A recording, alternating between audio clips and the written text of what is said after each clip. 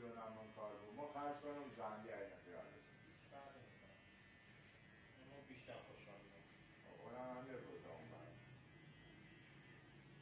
تازه مهران منتظری و مادرشون نه زن مهران نه کلن از زمینان مالا فقط با همی آقا برخورداریانه ما فرض کردم تمام اطراف شیراز به گرده ما رفاقت دارم خب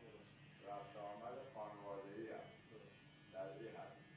سر یه صبح میشینیم سر یه جا خوصیم یه جا بریسیم در این حد خب شیرازی قریب نواز و قریب پرست و از موضوع مهمان نوازی میگم چه با هر کی رفاقت بکنه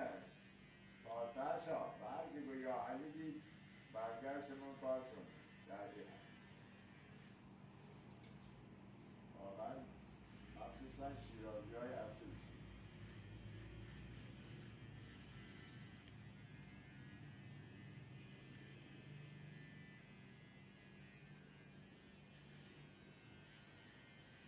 معلوم پدرزاره دارستانده یا هم پدرش واقعا پدرش نفر دادگاه وکیل خواهرش بیمارستانه واقعا آدم شیر و پال کرده یه اندازه سالها زیاد با قولی اسمشون رفیق بودیم